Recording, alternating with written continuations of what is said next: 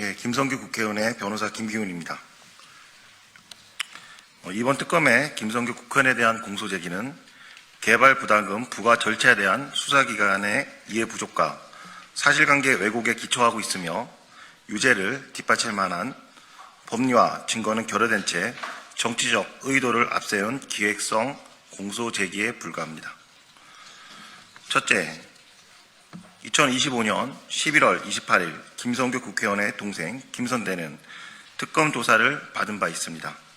이날 조사에서 김선대는 2022년 2월 2일 오후 4시경 이번에 공소대기된 지역지자가 자신에게 롯데상품권 번호가 1055-07-333-1765인 10만원권 한 개를 주자 이를 다음 날인 2012년 2월 3일 오전 9시 50분 양평구청에 즉시 신고했다고 진술했습니다. 이 표를 보시면 지역기자가 22년 2월 2일 오후 4시에 롯데상품권 10만원권 이 상품번호로 동생한테 전달했고 바로 그 다음날 아침 9시 50분경 바로 양평구청에 신청했습니다.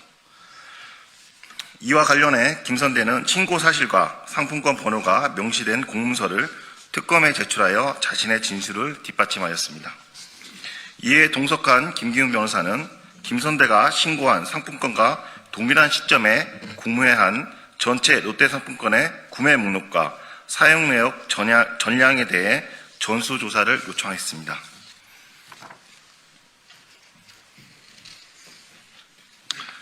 김기훈 변호사가 조사 당시 제출한 상품권 관련 조사 요청서의 내용은 다음과 같습니다.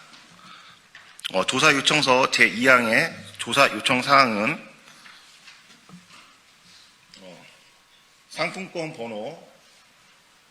상품권 번호 1055-07-333-165와 동일한 시점에 구매된 상품권 목록 및 금액 여기 되어 있고 그 다음에 구매자 정보 그리고 각 상품권의 사용일자 및 사용처에 대한 조사가 포함되어 있습니다. 이렇게 김기훈 변호사가 롯데 상품권에 대한 전수조사를 요청하자 수사관은 변호사에게 양평군수가 받았다는 증거가 나오면 어떡하냐라고 묻자 변호사는 양평군수가 상품권을 받았으면 처벌받아야죠 라고 말했습니다. 이렇게 김기훈 변호사가 상품권 전수조사를 요청하고 양평군수가 받았으면 처벌받아야 된다고 대답한 이유는 양평군수가 공운지구 개발과 관련하여 어떠한 경제적 이득도 취한 바가 없었기 때문입니다. 둘째, 김진우의 휴대전화 압수 결과 양평군수 김성규 명함이 명함 저장 웹을 통해 저장된 날짜는 2014년 8월 25일입니다. 이는 25년 11월 28일 김성규 국회의원에 대한 특검 조사 당시 수사관이 직접 알려준 내용입니다. 양평군수가 김진우와 단 한 차례 만난 사실이 있을 뿐이며 휴대전화에 저장된 명함의 날짜를 보아 그 만남은 2014년 8월 25일 이전이 명백합니다. 따라서 양평군수가 2016년 또는 2017년경 김진우를 만났다는 언론 보도는 전혀 사실과 다릅니다. 공흥지구 아파트 개발과 관련된 개발 부담금 산정 논의는 2016년 하반기 이후에야 이루어졌습니다. 특검이 김진우와 양평군수의 접촉 시점을 2016년 또는 2017년으로 특정하려는 이유는 해당 시기에 만남이 있어야만 개발 부담금 감면과 연결시킬 수 있기 때문입니다. 이러한 배경을 고려할 때 특검이 2016년 또는 2017년에 만난 정황을 언론에 흘린 것은 의도적인 프레임 형성 시도로 해석됩니다. 실제로 특검은 이 같은 전제를 바탕으로 양평군수와의 접촉 시점을 2016년 6월로 기재하여 압수수색 영장을 발부한 바 있습니다. 설령 2016년 또는 2017년 양평군수가 김진우를 직접 만났다는 주장하는 진술이나 증언이 있다 하더라도 이는 수년이 지난 후에 기억에 의존한 것이어서 신빙성이 낮을 뿐만 아니라 같은 사건으로 조사를 받던 정희철 위원장이 극단적인 선택에 이른 사례를 보면 해당 진술은 특검의 강압적인 수사로 인한 왜곡인 것입니다. 셋째,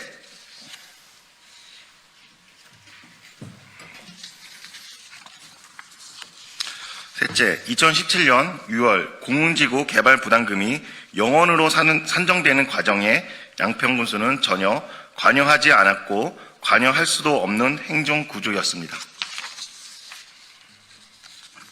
2017년 6월경 산정된 3차 개발 부담금이 영원이 된 결정적인 이유는 2차 부과 당시 종료 시점 시가가 감정평가 방식으로 계산되어 189억 9,400만 원으로 산정되었으나 3차 부과 시에는 처분 가격 방식으로 적용되어 178억 3천만 원으로 하향 조정되었기 때문입니다. 이에 따라 개발 이익이 크게 감소되었고 결과적으로 개발 부담금이 영원으로 상정되었습니다. 이와 같이 종료 시점 시가가 변경된 것은 외부 용역 전문기관인 한양경제연구원의 검토 회신과 국토교통부의 유권 해석에 따른 것이며 양평군수와 전혀 무관합니다. 이에 대해 설명드리겠습니다. 다음 공문은 양평군에서 한양경제연구원에 보낸 공무원입니다. 2017년 5월 16일 양평군은 한양경제연구원에 개발비용 대안 추가 자료 제출 내용 검토 제요청 주 한국토지신탁 공문을 발송하였습니다. 5월 16일 이 제목으로 한양경제연구원에 양평구청이 공문을 보냈습니다. 2017년 1월 5일자로 2차 개발 부담금을 부과한 이후에 시행사 측에서 2017년 4월 4일 정정 요청서를 제출한 데 따라 종료 시점 시가 관련 추가 자료를 제출했기 때문에 양평구청이 한양경제연구원에 공문을 보낸 것입니다. 시행자 측에서 2017년 4월 4일 정정 요청서를 보낸 이유는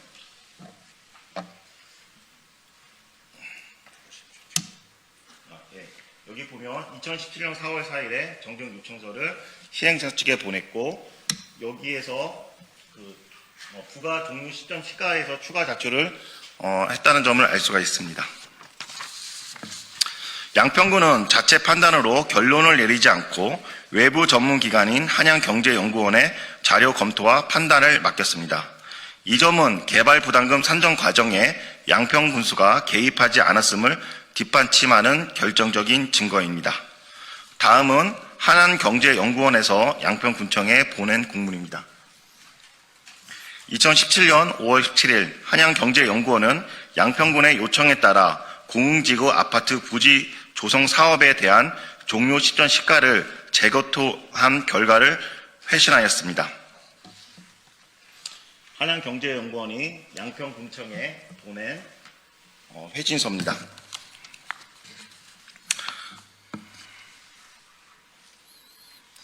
해당 회신에서 연구원은 종료 시점 시가가 개발 이익 환수에 관한 법률 시행령 및 국토교통부 유권 해석에 따라 처분 가격 기준을 적용해야 한다고 명시하였고 이에 따라 178억 3천만 원이라는 종료 시점 시가가 타당하다고 회신하였습니다. 연구원에서 양평구청에 보낸 공문에 첨부된 답변서입니다. 이 답변서에 보면 국토교통부의 유권 해석이 있고 그 다음에 결론이 있습니다. 이 국토교통부 유권 해석에 보면은 처분 가격으로 산정해야 된다고 유권 해석을 인용했으며 또 결론적으로 처분 가격에 따라 178억 3천만 원을 적용한 것이 타당하다고 회신하였습니다. 결국 개발 부담금이 영원으로 산정된 것은 외부 전문기관의 회신과 국토부의 법령 해석에 따른 행정 절차의 결과이며 양평군수의 지시나 개입과는 무관하다는 점이 명백히 확인됩니다. 이상과 같이 이번 특검의 김성교 국회의원에 대한 공소 제기는 법리와 증거를 결여한 채 정치적 목적에 따라 구성된 기획성 수사의 결과물입니다. 이상입니다.